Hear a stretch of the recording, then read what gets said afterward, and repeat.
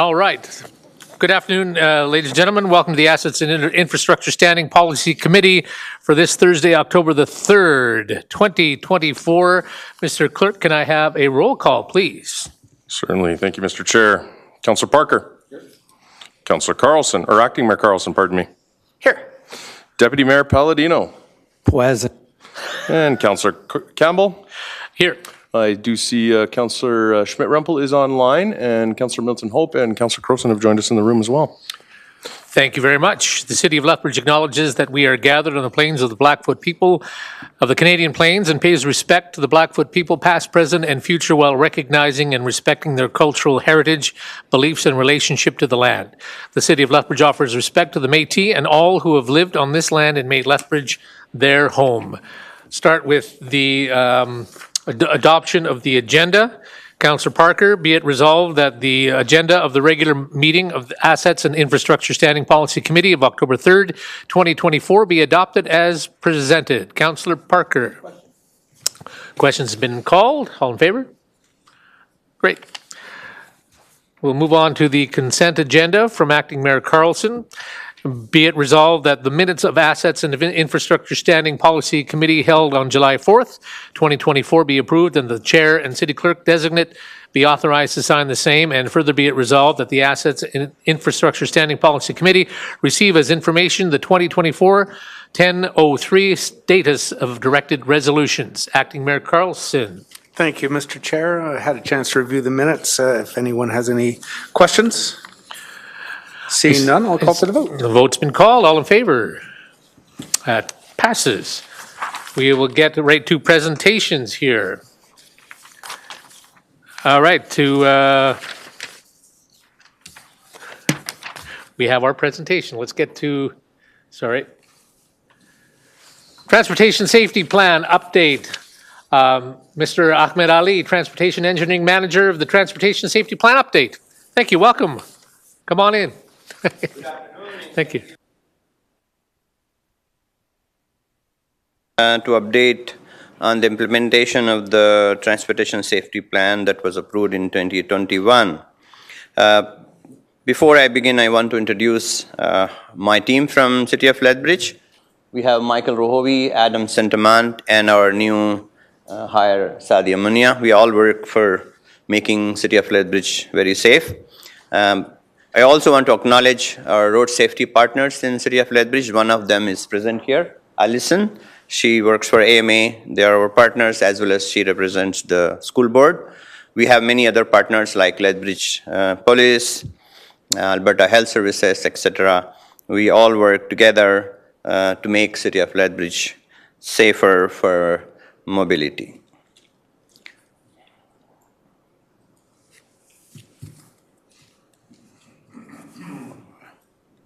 Oops. Can you help, please?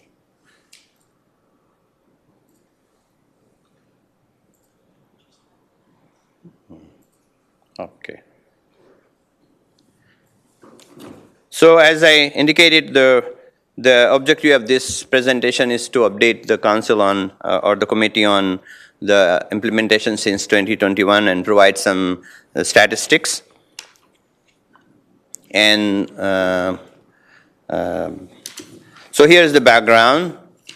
So the Transportation Safety Plan was adopted by City Council on June 29, 2021. The primary goal of the plan is to identify necessary actions and resources to provide a safer transportation system in Lethbridge, and the goal is Vision Zero. And we adopted a newer paradigm called Safe Systems Framework to get to Vision Zero. Before I begin the update, I want to again review the safe systems with you guys. So traditionally, there were traditional approach of road safety. And then what we have now since early 2000 in Canada, US, and worldwide is called safe systems approach. So there are several fundamental differences, and they make a big difference. So before we begin to really see what we have been doing and how they will, help us achieve the Vision Zero ultimately, we need to understand what are the fundamental differences. So the fundamental difference in philosophy and assumptions. So the traditional road safety assumes that the primary cause of road crashes is human error. So the focus is on changing driver behavior through enforcement, traffic laws, penalties, and education, etc. While the safe systems approach recognizes that the human error is inevitable. We all err in our lives. We all make mistakes. And instead of focusing solely on individual behavior, it aims to create a system that minimizes the severity of crashes when they do occur. It acknowledges that roads, vehicles, and policies should all work together as a system to prevent serious injuries and fatalities. And there is the second difference on responsibility. The traditional safety approach puts most of the responsibility on road users, while the safe systems approach says it is a shared responsibility among all stakeholders, including the road designers, vehicle manufacturers, policymakers, and law enforcement, along with the road users. So the whole paradigm shifts from road users to the whole system, which is responsible to run our mobility systems. And finally, one important difference is speed management. So in the traditional road safety approach, the focus is on enforcing speed limits. So that's primarily a policing approach. Whereas in safe systems approach, it views speed management as a critical factor in mitigating the severity of crashes. So what we do here is adjust the speed limits. Like some of the recent initiatives we have seen in Lethbridge belong to that speed management.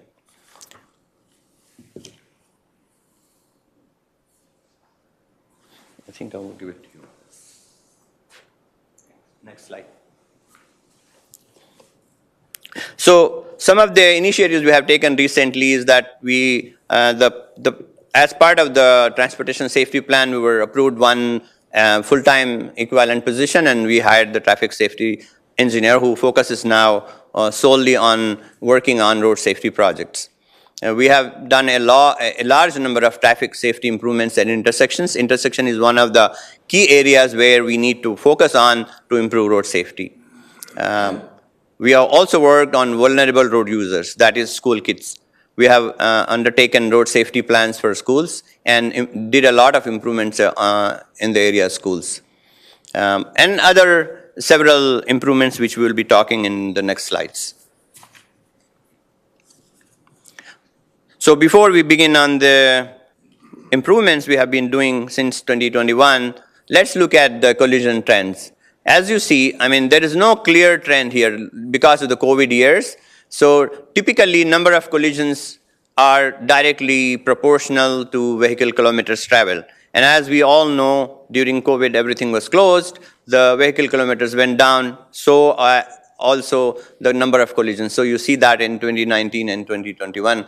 And again, we have some spikes in 21 and 22. But the good news here, as you see here, the number of collisions haven't drastically reduced. We are around 2,000 recorded collisions per year in Lethbridge, but the major injury numbers are going down. So that's kind of a good news. So as you see here, major injuries are about 22 and minor injuries are 425 in this slide. Next, please. So one thing we have to focus, and we noticed in our collision analysis, is that the vulnerable road user collisions are going up. It's primarily because more and more people are also using, walking and cycling as one of their modes of travel. We provide more, as we have all seen lately in the city of Lethbridge for a few years. We have been focusing on improving active modes of transportation, and that is directly related to this. So this underscores the importance of working for improving road safety for pedestrians and cyclists as well. Next slide, please. So here we show the trends using some of the traits of the driver behavior. For example, as you see here, aggressive drivers were involved significantly. Almost 50% of the major injury and fatality collisions happen due to some aggressive behavior of the drivers. Then, also again, about 20% of the collisions occurred because of some element of unsafe speed, and then impaired driving. So all these tell us where to focus our priorities and actions. Next slide, please. So this is the graph which we presented in our transportation safety plan. As you see here, the trend from 2012 onwards. So we want to ultimately go to zero in 2040. And so far, this year, we seem to be progressing well. As you see here, we had predicted collisions of 26 in 2023, while the actual recorded were 22. These numbers may not be as important as the overall trend. So we are firm believers that, as we continue work on road safety improvements using the safe systems approach, we are definitely going to see the results in years to come. Next slide, please.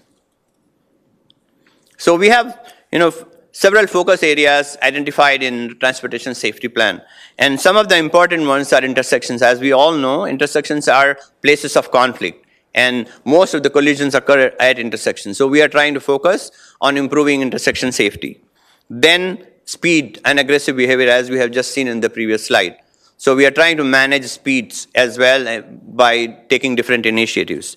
And then vulnerable road users, especially the school kids. So we have been recently very active in working with area schools in improving road safety around the schools, as well as developing what we call as transportation safety plans for schools. Next. So in some of the following slides, I would talk about the recent work we have been doing in terms of engineering improvements. So we have implemented what we call as rectangular rapid flashing beacons. These are supposedly the most effective and state-of-the-art technology for pedestrian control. And we have overall 32 intersections which are controlled by RRFBs. And these are expensive investments, so we make decisions based on analysis and the requirements. We use national standards to establish the need, and we have around 32, and these programs will continue in future as well.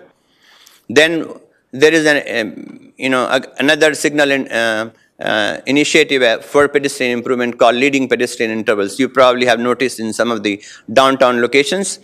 So we added one last year, and we have several in the pipeline. So what is leading pedestrian interval, if you're not aware of, is that we give right of way to pedestrians before vehicles can come. When you're turning left, you have the conflict with, especially when it's not control for the left turn, it's not a protected left turn, then pedestrians as well as the vehicles are given green light at the same time. So that creates some conflict.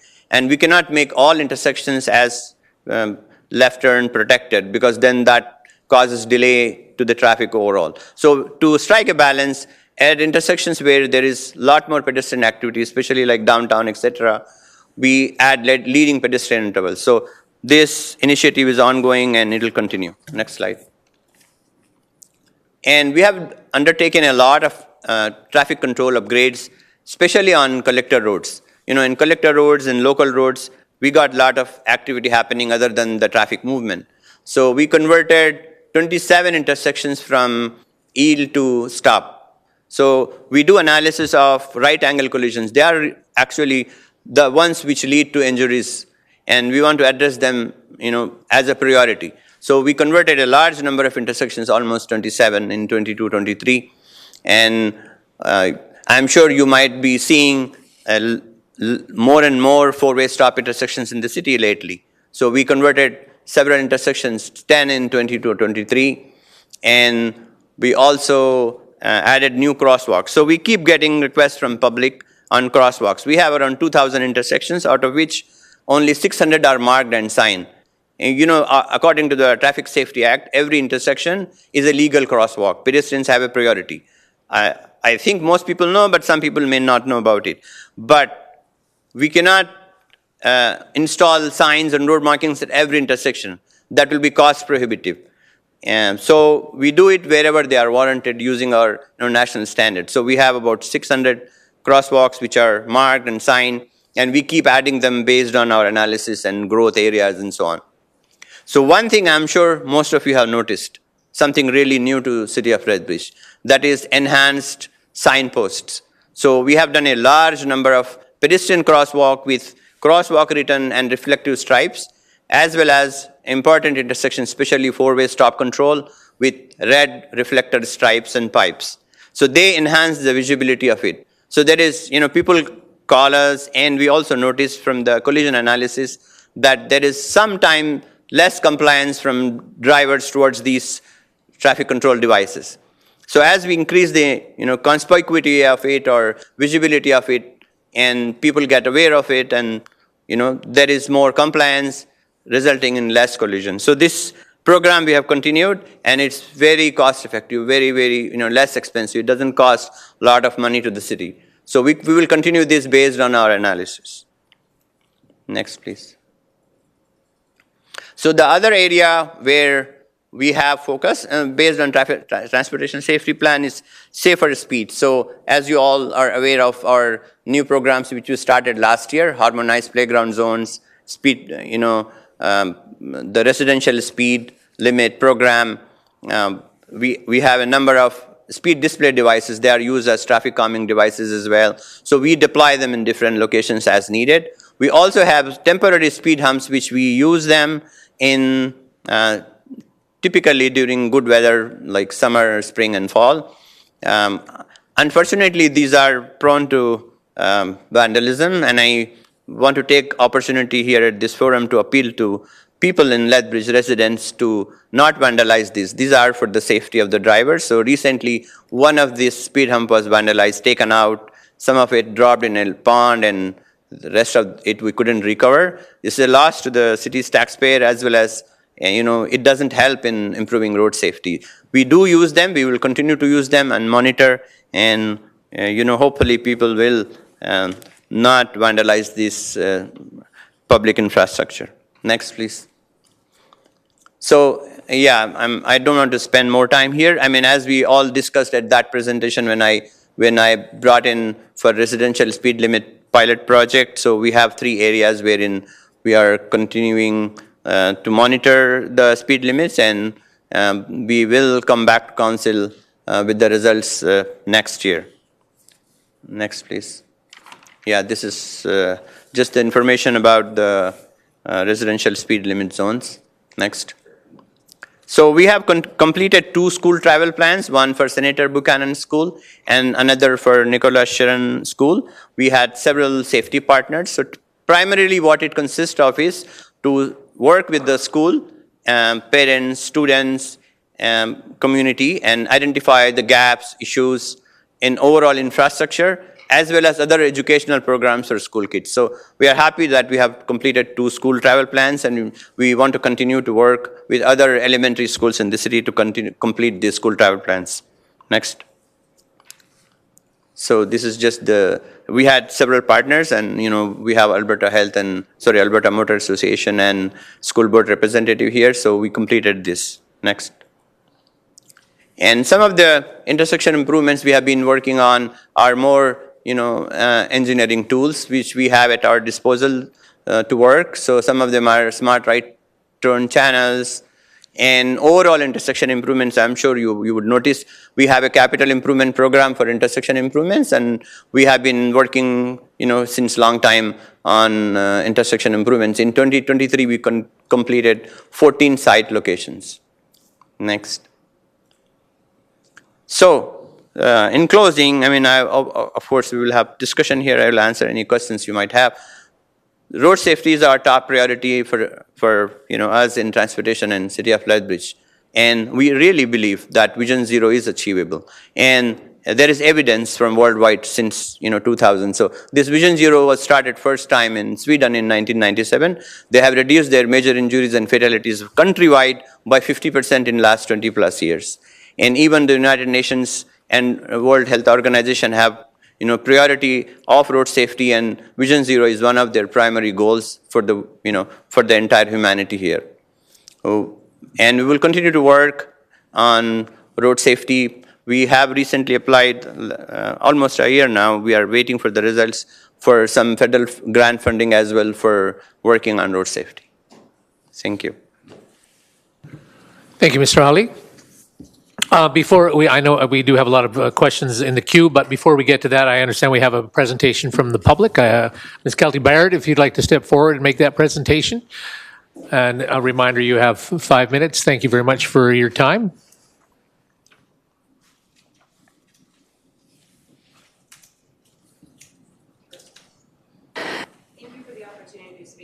Regarding traffic safety concerns around 16th Avenue South. My partner and I moved to 16th Avenue South in the spring of 22. Since living there, I've been in regular contact with City Hall through C11 or 311 and directly with Mr. Ali regarding speed and pedestrian safety along the avenue. I would like to thank Mr. Ali and his team for always receiving feedback with patience and compassion, and for their presentation today on future priorities for infrastructure. To help this board understand the exact impact of current infrastructure, I bring to your attention September 3rd this year. While out on a walk with my dog, slide please, thank you. While out on a walk with my dog, Beck, we came to the crosswalk at 16th Ave and 15th Street South. Can we go to the next slide? They're out of order. There we go. At approximately 9:15 p.m., I stood at the spot indicated by the yellow arrow and waited to safely cross the avenue. Despite being fully visible at a marked and signed intersection with a pedestrian crossing, more than 6 vehicles failed to yield or even slow down. I tried waving, still no luck, so for even greater visibility, we stepped into the crosswalk proper and onto the street. Finally, a vehicle stopped, so we proceeded forward. Unfortunately, the vehicle behind her didn't. And she was struck with enough force that both vehicles were propelled through the crosswalk mere inches in front of us. The sedan that failed to stop actually came up and over the first, and my dog and I had to dodge debris as we retreated back to the side lawn and waited for EMS. The response time of Lethbridge EMS that evening could be considered miraculous, as they had been dispatched from Station 3 on 16th Avenue to attend a motor vehicle collision on Scenic Drive mere moments before this incident, and came upon our crash site within 30 seconds, rather confused about how dispatch could have been so wrong about the location of the call, only to realize they were at the wrong scene. I can only hope that the moments of delay had no dire consequences for anyone at the other collision site. The emergency response team was wonderful, and I thank them along with the dozens of neighbors who had emerged around the sound at the sound of the crash to see if they could help. As Beck and I sat on the lawn, the neighbors and I all discussed their stories of similar close calls with speeding and inattentive drivers. Once I got home, me being me, y'all got an email. Here's the problem. Could we go back one slide, please? Thank you.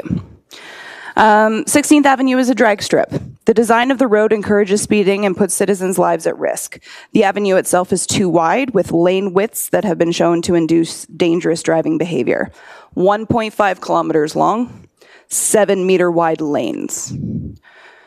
With less than 50% on-street parking, gives drivers the feeling of having a lot of space, and space induces speed. We saw with Mr. Ali's presentation that pedestrian-involved collisions are on the rise. The size of modern vehicles is increasing, as is their weight and power. High speed pretty much guarantees death or devastating injury for anyone outside of the vehicles. Our roads have become more dangerous due to the unintended consequences of their design. For example, the set of intersections at the west end of 16th Avenue, forward 2 slides, please. Thank you. Are surrounded by high-density developments. The apartment buildings in Scenic Heights are home to dozens of immigrant families and their children. There are at least 3 visually impaired residents in the quadruplexes who use the 16th Ave crosswalk at the 13th Street intersection every day. The design of this area is incredibly dangerous to pedestrians. The slip lane from Scenic Drive onto 16th allows drivers to increase their speed around the corner, only to be immediately met with a dangerous T intersection, which has gotten so much busier in the decades since it was designed and built. It is the second highest collision intersection in Lethbridge. Anecdotally, my neighbors, my spouse, and I hear between 15 and 50 near misses a day at this intersection. These incidents are never reported because there is never a claim, just screeching tires, blaring horns, roaring engines, and screaming voices. Neighbors won't let children play outside for the language we hear being shouted. I'm extremely pleased to hear that Lethbridge is already declared a Vision Zero city. I wish I had known sooner. Feels like there's not enough publicity around that. I am skeptical of the 2040 timeline. 15 years is too long. It doesn't feel ambitious enough. It feels like a plan that sits on shelves as so many plans do and passes the buck to future councils when we should be more ambitious about protecting the lives of citizens today. So to encourage ambition, forward a slide, please. And to stimulate action, I would ask that city administration and this SPC consider leveraging citizens to assist in achieving their goals with the first with the basics, and then we can get more creative down the line as budget and culture allows. We hope that 16th Ave will soon receive attention as simple as painting edge lines on the road to indicate the actual lanes of travel, and adding bulb outs at crosswalk for visibility. Paint is far from ideal, but it is better than the nothing we have now. I have already submitted a request 2311 for flashers to be added to the crosswalk at 15th Street where this incident occurred. In a city, it is virtually impossible to alleviate problems between pedestrians and cars, but I'm very glad this is being discussed. Thank you so much. And please do keep in mind, as budget deliberations are coming up, please keep infrastructure safety design top of mind. And it is a vital component to our quality of life. Thank you. Thank you, Ms. Bard. I'll ask if there's any other members of the audience that want to make a presentation. I see none, so we'll get to some questions. Thank you, Mr. Ali, for coming forward. I guess obviously right off the bat, we can talk about when you consider what Ms. Baird just said. I know that you must have all kinds of data and analysis. What can you tell this committee and Ms. Baird about what's going forward? So actually 16th Avenue and 20th Avenue South is on our current plans to do a overall pedestrian and other road safety reviews, and we have recently acquired a new software to do analysis, and we are working with Government of Alberta to give us data more as it happens, like every month or every week. So currently we don't get data very quickly. I got information about this incident as well, and what Katie has mentioned is right. Like there was the one vehicle yielded to the pedestrian, but others didn't. So 16th Avenue has 12 intersections, and 7 of them are marked, and they are properly marked crosswalks, out of which 3 are signalized intersections, and 5 are unmarked. So as I indicated in the beginning, we have 2,000 plus intersections, out of which 600 are. So there are several controls of pedestrian control. So one is, as I said, that every intersection is a crosswalk, marked or unmarked. So that is the lowest level of control by the Traffic Safety Act. Then we have another level wherein we have 2 lines and signs. Then the next level is zebra markings and enhanced signs. Then the one more level is those RRFBs. So we go from one level to the other based on several factors. We have national standards, we have our own data and our experience.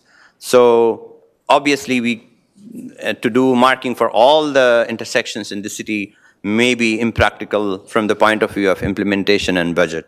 So 16th Avenue, we have 7 intersections which are marked and controlled, and 5 are not. And I agree with her. We had done a speed study, and the speed limit is 50 km per hour, but 85 percentile, which is our indicator speed, was around 55 km per hour with averaging around 50. So that's typical speed we see. Curb extensions will help. It's a wide road. It's probably 13 to 14 meter wide road, curb to curb, and vehicles are parked. So that will leave about 8 meters for driving, and yeah, that is a potential for speeding, but it is like any other collector road. We have higher speeds in the city. When we have a speed limit of 50, that goes above 55 or so, 56 in some locations. So we are currently undertaking a speed analysis on the entire network, and we will prioritize which locations need some traffic calming. So we are actively working on traffic calming solutions such as temporary curbs, speed feedback signs, and so on. So we will analyze this intersection with other intersections and we will look at if there are, traffic calming solutions which we will need to provide.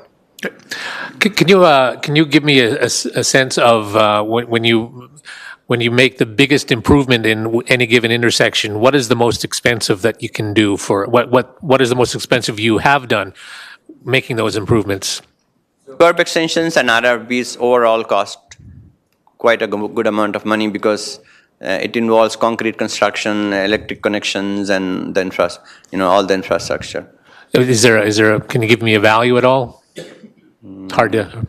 100,000 over, I guess, for one crossing. 100,000. Yeah, but there are easier solutions such as speed feedback signs, and we are starting a program of temporary curbs. So you probably have seen them in Calgary and other cities, yellow, blocks, and they are much cheaper for each intersection. Michael, how much would it be? 4 blocks? 2,000, 3,000. Yeah, so we are starting a program to create temporary curbs. They will be quicker to install, number one, and number two, cost much less. And also we are looking at the RRFBs instead of electric, hardwired. I was in a conference in Vancouver last week, and I spoke with vendors. So there are very good solutions which work on solar, and the cost of one installation will be less than $10,000. So we are trying to work on these newer technologies and trying to make these much more cost-effective than the permanent concrete and the properly hardwired signals. Mr. Sanchez, you want to chime in? Yes, if I can add a little bit to what Mr. Ali mentioned. We are currently working with different solutions, and he explained one of those is the signs, the speed signs that can alert drivers of what is their current speed, and they also monitor and track that speed over the time, so we can come back and report in what is the average speed. Have we seen any improvements? And we have quite a few examples we have done over the last 2 years, Ahmed, I will say at least, quite a few. And the challenge that we have is, of course, Ahmed mentioned that we have a limited budget, limited resources. We need to focus this where they are a priority, and that's what the team has been doing. But there is no doubt that there is also opportunity to think a little bit outside of the box, like what Ahmed mentioned before, using solar, trying to use temporary solutions that could fix the problem in the meantime. And I'm sure the team has been working on that really hard over the past few years. Even thinking at the pilot, the 3 areas, we're coming back next year to report on the outcome. But eventually that will be, when you go to other cities across the province, the speed is 40 across the board. So necessarily, I think that's a good spot where we need to move towards in order to reduce the speed. That's the critical factor. And on top of that, all the different engineering ideas or methodologies that we have to try to limit. That comes with the price. Not everybody will like to see the speed being reduced, and people are not happy because that will add a little bit more time to their commute. But something that is also really key and important is communication and outreach. Explain to people why are we doing, what are we doing, and what is the impact and what are the benefits of doing this work. Let's go to Councillor Middleton Hope. Thank you, and thank you, Mr. Ali, for the presentation. My question, I guess, I have several, but my first question is to Mr. Sanchez. Ms. Baird, I think you've been extremely patient. This is an intersection that we know is a high collision area, and we have it on the redesign in the CIP, if I'm not mistaken, Mr. Sanchez. What I'd like to know is, when is the redesign going to actually happen? I will defer that to Mr. Ali. So 13th Street, 16th Avenue intersection was designed, as you're correctly pointed out, in functional plan, and then so it has a roundabout at the 13th Street intersection, which seamlessly connects it with the Scenic Drive intersection. So it is not part of the intersection improvement capital program because that project itself is over $1 million or $1.5 million estimated dollars. So we were planning to put it for the next CIP. So in the next 3-year or 2-year window, it isn't included. Unless we get funding, we can fast track it. So what we're telling Ms. Baird and her neighbors is we are not able to do a redesign of that intersection for at least 2 years? So we have actually a design, a concept design which will be detailed and implemented. Only thing is it's not included in our current CIP or construction program. Money for it? Right, There's no money for it? Mr. Sanchez. So if I can add a little bit or explain what Mr. Ali is trying to say. It's not within the current approved CAP budget. That's part of the next one that is coming on. But I want to also add that that's the ultimate solution. There are other things that can be done in the meantime, and I'm pretty sure that's what Ahmed has referred before. We can install the speed signs. We can actually put barriers in order to improve the safety on that intersection and other intersections, and that has a lower cost. And I am sure that they are working on those. It could be done as soon as during the next construction season to do some improvements in that area to help with the current condition. And any of the redesign, any of the additional changes to either speeds or direction or adding bollards or any other painting or designs and so forth, the consultation will continue with the public as to the effectiveness of those strategies? I will say yes, absolutely. We will do whatever is within our current budget in terms of temporary solutions, and the team will come back with the ask to council to do the end goal that we have for the redesign of this during the next CIP. But we will engage with people as we do the work, as they have done in other areas. That answers some of your questions, Ms. Baird? Okay, I have one more question, and then I'll cede to my colleague. Go ahead. Timing at crosswalks. With our Coffee with Council, we've been to a number of senior facilities along that border 6th Avenue or that intersect 6th Avenue and so forth, and they've complained, I guess, they've pointed out that the crosswalk timing seems to be inadequate in terms of their ability to get from one side of the street to the other. Is there a way that we can analyze this and make alterations to some of these crosswalks? Particularly during the wintertime, they seem to find it more difficult to get from one sidewalk to the other with snow, slippery conditions. They often find themselves in the middle of the intersection when the light changes. Of course, can. Okay.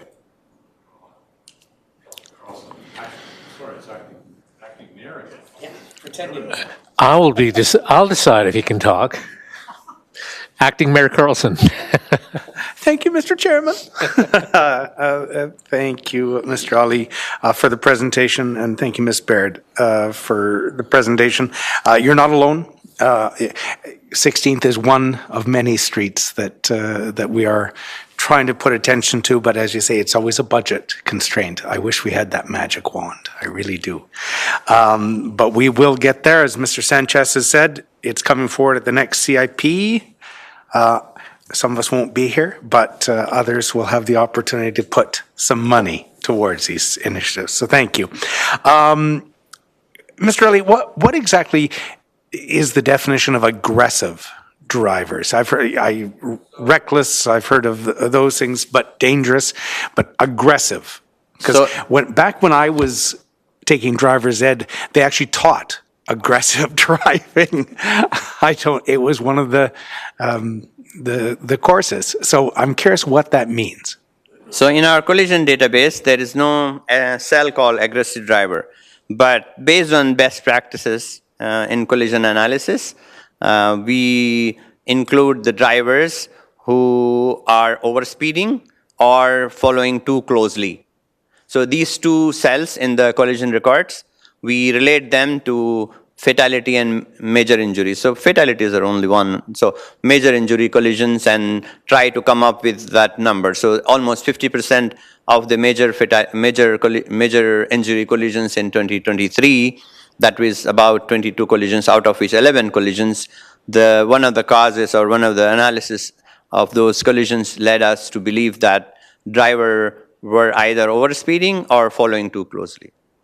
It's just a terminology It's kind of a change. definition, academic. I think reckless was Yeah. the terminology we used. Okay, thank you for that.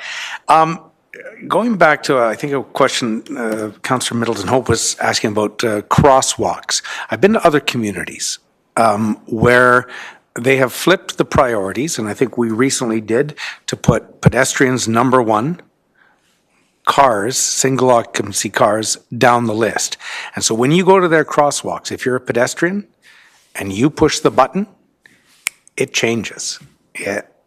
Because their priority is the pedestrian or the cyclist or the whatever it may be. Do we have any of those in our community, or is our focus still on getting the single occupancy vehicle from point A to point B as fast as possible? I'm not aware of. On the major roads like Mayor McGrath Drive, etc., the vehicular traffic has priority.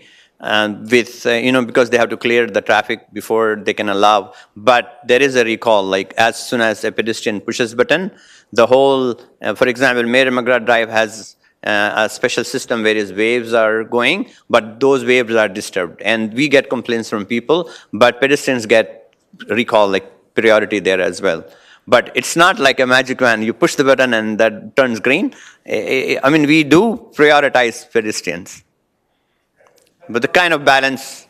Right, but there are communities that have implemented that when you, I'll use Montreal or Saint Laurent when we were there recently, and I was crossing one of the main, as soon as you touch that button, it switches and gives the cars a countdown. And so I'm just curious if that is something other communities do, or if I just imagined it. I mean, I think in the downtown areas where there is a lot of pedestrian activity, it probably could be done. And I'm not aware if we are doing here in Lethbridge. Thank you, Mr. Chair. Councillor Croson. Thanks, Chair. Thank you very much for the information. Thank you, Ms. Baird, as well, for bringing in your concerns with 16th Avenue. So we've talked about 16th Avenue. We've, some of the concerns there. When that was designed, it was probably designed as a state-of-the-art road, right? We're now seeing the problems today. So when we're looking at moving forward, what say does your group have and this concern have in the development of future roads? What are we doing to make sure we don't have a 16th Avenue in the future? As an unofficial policy, I mean, it's not documented, but when we do review of development applications for collector roads, we ask for curb extensions or collector road intersections. I mean, our priority is to have a roundabout intersection for collector to collector road when it's warranted based on the traffic analysis. But if it is not warranted, we ask for curb extensions. Curb extensions make pedestrian crossings much, much safer. We also asking for areas in the new, where new subdivisions are happening and schools, we are asking for curb extensions. So we are asking a lot more curb extensions than those days. We probably never thought about them. On 16th Avenue, there isn't any. We have some signals, but there isn't any curb extensions.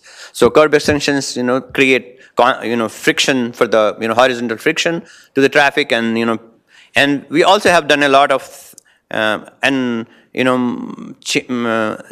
improvements like center lines.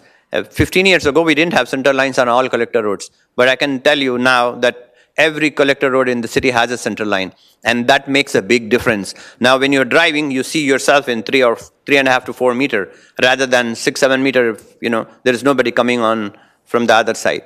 We also are trying to, pilot a project where we will paint parking lines. So that will really make, a visual feeling of narrowness of the road. So we will continue to do that. And every new subdivision, center lines on collector roads are a must. So we ask for permanent center lines on collector roads and curb extensions. So yes, we are doing it. So we in future council should be looking for this in future plans that come for us to see how we're taking this forward into those. So in council, they don't come those details. And you get outline plans and area structure plans, they don't have those details. But when we do the design, at that stage, we do have them. And in outline plans also, we make general comments to have these road safety measures. So as I said, safety is our priority. So it goes wherever we have transportation comments, we have road safety comments. Oh. We're lucky enough that we get to listen to this. Your department, of course, is actively involved with this. But following up from what Ms. Baird said and what others have said, how are you communicating this out to the public that we're changing these roads for these reasons? We're bringing this in for safety. How are you making sure the public knows what's happening, is on board with what's happening as much as you can? Yeah, so, in our community conversations, we always have a place wherein we talk about road safety last time and before as well. Whenever we make changes to intersection, for example, as I indicated, we made 10 stop control intersections. So we do information and engagement with public.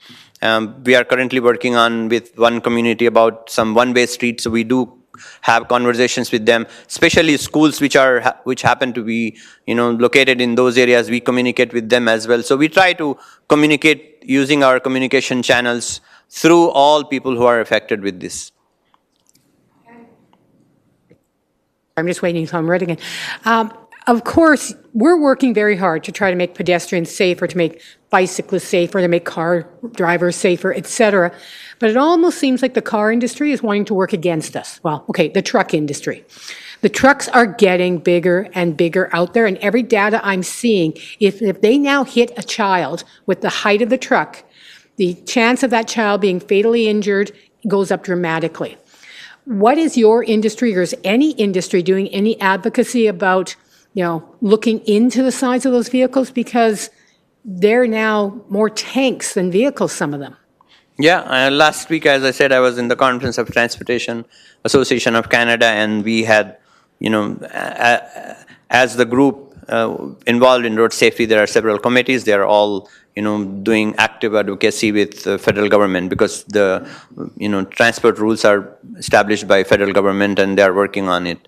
And actually, they talk about it, exactly what you were talking now, that the trucks are becoming bigger, and they are actually trying to see what the group can do to influence the policies at the federal government level.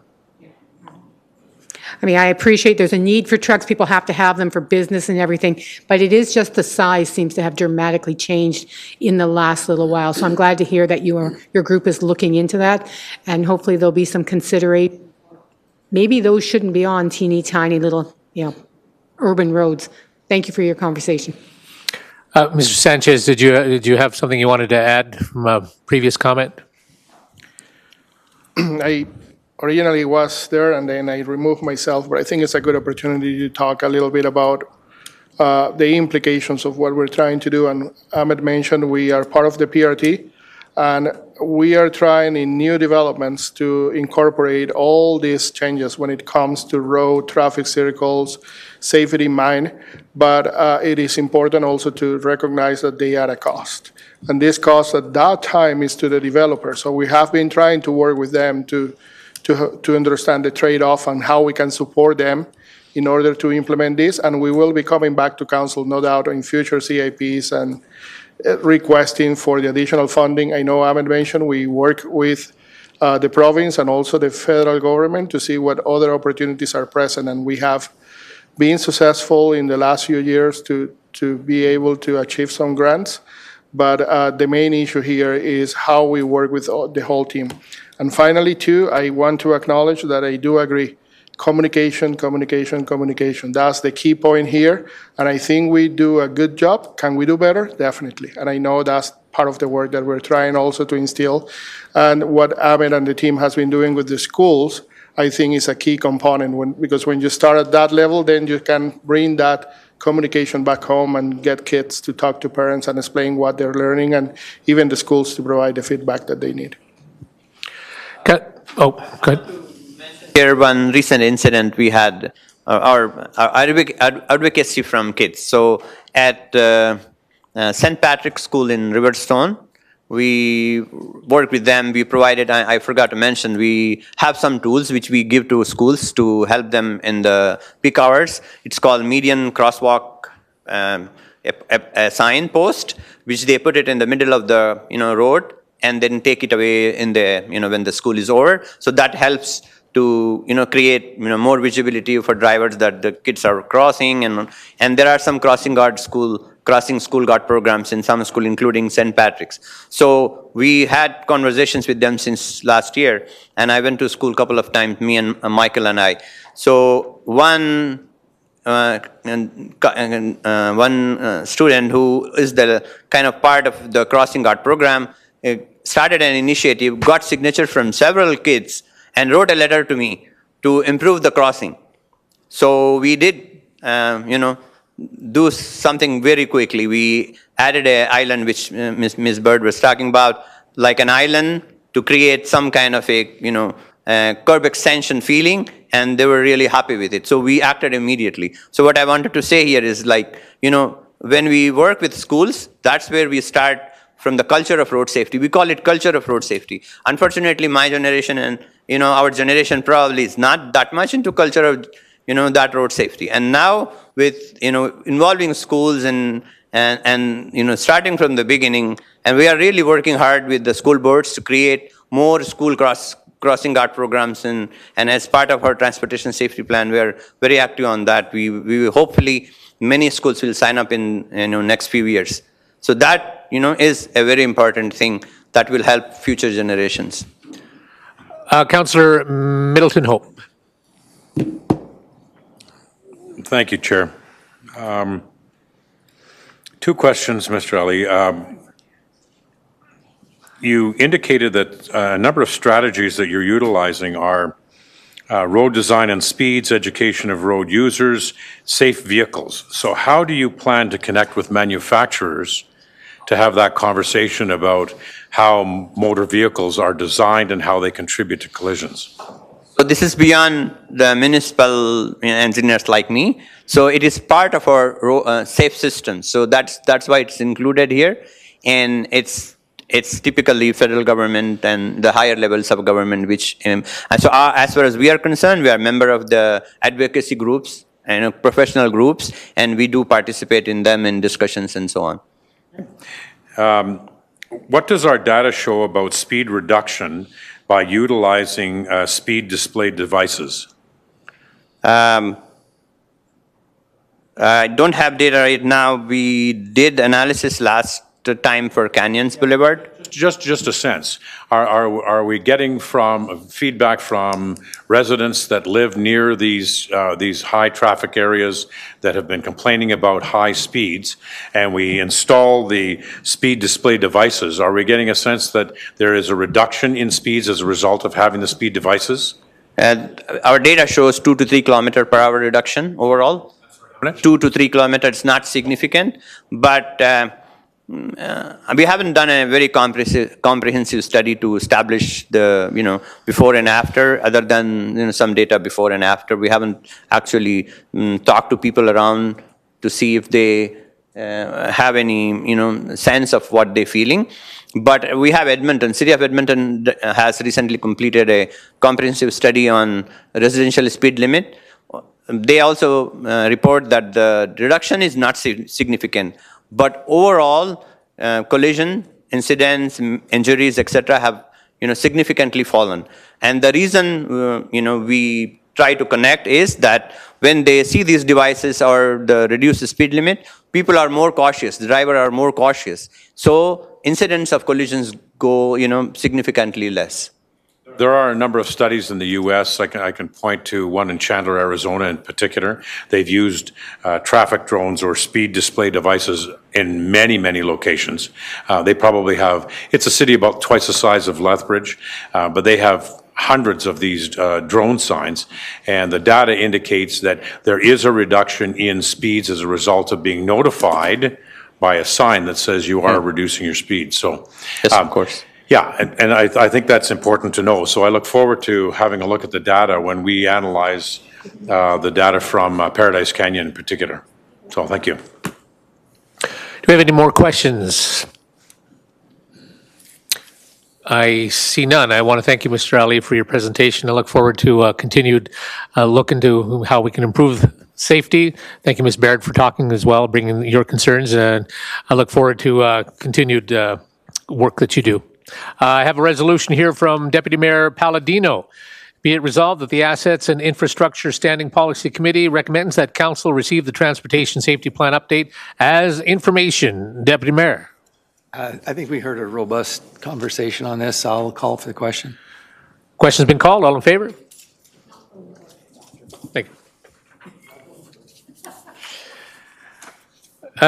Moving onward to 4.2, Adam St. Amand, Transportation Engineer, about the bicycle bylaw 6427. Welcome. Mr. Amand. Yeah, thank you. Presentation. All right. So yeah, welcome. We're finally getting an updated bicycle bylaw in front of you. If we can go to the next slide. It's been in the works for a little while, so we're here to ask you for first, second, and third reading on this bylaw. The original bylaw is from, actually, we'll go to the next slide. It's the executive summary. The original bylaw was from 1979 and amended in 1986, and that's, as far as we can tell, is the last time it was touched. In 2010, we tried to do an update to the bicycle bylaw. We had a lot of things in there that were somewhat controversial, pieces about helmets, regulating skateboards, and a whole bunch of other stuff, and it didn't end up going through at the time. So in 2017, we adopted the Cycling Master Plan, and in 2021, the new Municipal Development Plan. And together, some of the direction in here suggested we should probably try that bicycle bylaw update again. So here we are. If we go to the next slide. So at some point, I put together a document that was trying to highlight the changes, and we came up with, there's one sentence between the old bylaw and the new bylaw that didn't change. So the very high level details here, we're adding e-bikes to the definition of a bicycle. The province and other upper levels of government control kind of the definition of what a bicycle and e-bike is, but we wanted it to be in this bylaw just so that people understood that whether you're riding a regular bike or an e-bike, this bylaw applies to you. We added details about the management of bike lanes. There's not a lot of clarity out there in the Traffic Safety Act related to bike lanes at this point, so we figured this is a good spot for that to live until the Traffic Safety Act gets updated. We added an abandoned bicycle removal process. We added some wording around the use of multi-use pathways, particularly kind of bikes yielding to pedestrians. We added that the city manager can provide exemptions to some sections. This here was kind of brought in on the idea that, hey, we've got these e-scooters in town now. We've got our micromobility service providers, and we want to make sure that they're able to operate their e-scooters in these spaces as well. We pulled out the need for bicycle license plates. That's been in that old bylaw for a long time, and people have asked me, how do I get a bicycle license plate in Lethbridge? And I've got no answer for them. I still have my old yellow one. You still have one? Excellent. You're the second person. Sell it on eBay. Let's see. We updated the bicycle parking section. We simplified the language and made it so that there's not a line in the bylaw saying they have to pay the police to get back their stolen bike. So that seemed like a good idea to change. We updated penalties to be a little bit more modern and just updated definitions and terminologies to match what we have in other bylaws. Next slide. So our options, hopefully we've had a good read through, is first option, implement the new bicycle bylaw as it's shown. We can integrate the bicycle bylaw with the traffic bylaw. This is something we talked about quite a bit within the, while we were debating internally. We had City Solicitor's Office, Lethbridge Police Services, Bylaw Enforcement, Transportation, kind of on our internal working group. And we debated this a little bit. We figure that there will be a time to integrate with the traffic bylaw, but it's not quite yet. We figure we should probably wait until we get have the province updated the Traffic Safety Act. And once they have a little bit more clarity about how to use cycling infrastructure, then we can probably drop that out and integrate most of the remaining bicycle rules that aren't then covered by the province into the traffic bylaw. So that's why but it is an option to integrate everything into the traffic bylaw. Or we could do nothing and keep our 1986 bicycle bylaw on the books and continue to try to explain away why we don't have license plates. So go to the next slide. We recommend implementing the new bicycle bylaw and repealing the old one. This will provide a single point of information for most of the bicycle related regulation in the city. Standalone bylaw, as I just said, probably won't be necessary in the future, but until that time, having the two bylaws, the bicycle bylaw and the traffic bylaw, probably makes sense just to keep everything kind of nice and clean and easy to find. And yeah, repealing the old bylaw. Next slide. That's it. Before we get to more questions, I just want to ask if there's anybody in the gallery that wants to make a presentation. Doesn't appear as that is the case, so we will go to questions. If I can just ask quickly, I was trying to read over everything, and is the bylaw still require bicycle riders to wear a helmet? Is that still enforced? I don't believe sorry? I don't believe it's touched on anymore in this bylaw. It's left up to the provincial regulations related to helmet use. I believe it's, if I recall correctly, I think it's people under the age of 18 are required to wear helmets, and then after that it becomes optional. And I think that's all controlled at the provincial level. So that's in the old bylaw. Is it our old bylaw or no? It was never in our old bylaw. I don't believe it was. Ahmed, do you remember? No, I don't think so.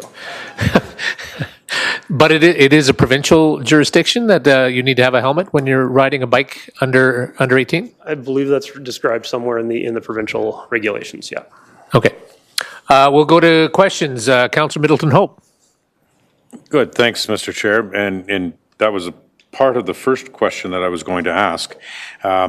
If youths are required to wear helmets under a piece of legislation, whether it's the Traffic Safety Act or one of, excuse me, or one of our own bylaws, are we contemplating enforcing a regulation or providing for a regulation that requires e-bike riders to wear helmets, considering a recent study just indicated that there has been a 43% increase in head injuries alone to people riding e-bikes? So are we ahead of the curve or are we well behind it? I think we've left that up to the provincial government to decide. That actually doesn't answer the question, Okay. because the previous e-bikes that we had all had helmets available. This e-bike unit that we have currently does not provide for helmets. Oh, you're talking about the micro-mobility service provider, correct? Yeah, e-bikes. Okay. Well, you can own personal e-bikes and they're as legal as other bikes on the street. So Require you to wear a helmet if you're under 18. yes, Okay. I'm lost, sorry. Yes. So 43% increase in injuries as a result of the use of e-bikes, okay, head injuries. So is there contemplation in any of our machinations here, whether it's bylaw development or our relationship with the province in regards to the Traffic Safety Act and or regulations, are we talking in terms of requiring helmets on e-bikes and or any other mode of transportation that is not vehicular for people under the age of 18? So people under the age of 18, again, they're required by the provincial government, it's my understanding, to wear their helmets. We do not have anything in this particular bylaw that talks about helmet use. So are we contemplating it? At the moment, we haven't approached it. And we're not contemplating anything to do with e-bikes and requiring helmets for children under the age of 18? Not at the moment that I'm aware of. Good, all right, thank you. Councillor Croson. Thank you, Chair. I know we don't have anybody from the legal department here, so this might be a question for when this actually comes to us. Oh, I'm sorry. I didn't look online. So I wanted to discuss the legality of having exemptions in a bylaw. Is that something that we can legally write into a bylaw that only some people have to follow the bylaw? Can you expand on the question a little bit to make sure I understand what you're asking? What I have read is that we are looking for, when it comes to micromobility, giving the city manager the ability to have exemptions to the bicycle bylaw that might be in there. It's common in many municipal bylaws to give the city manager or designate the ability to allow things that are otherwise prohibited by a bylaw. This is common in like parks bylaws to allow for a permit to put up a tent. It would be similar to a parade permit to close, those kinds of things. This is a permit to allow an activity that's otherwise prohibited by the bylaw. Thank you, because I can guarantee that if I didn't have that answer from you today, I'd be getting that question out in the public when, because people love to know when we can exempt ourselves from our own rules. So thank you for that answer. One of the other questions I get asked quite often is, when does an e-bike become a motorcycle or become a moped? Like, is there any, does province or anybody have that regulation? Is it how fast they go?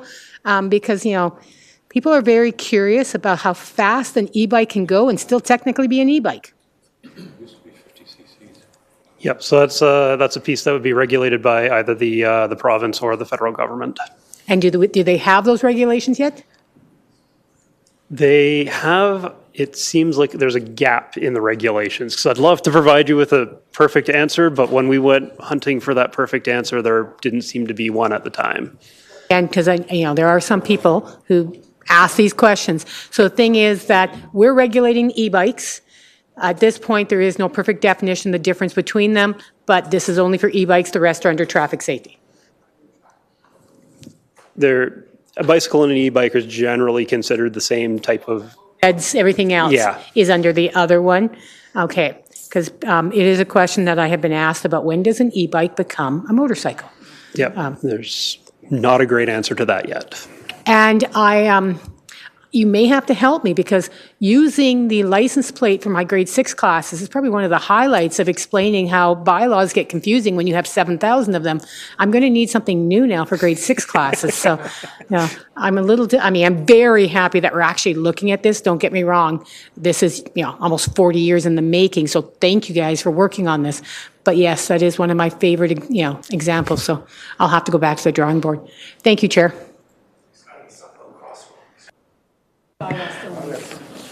Thank you. Are there any other questions? When does a Vespa become a motorbike? Never. He's got an answer.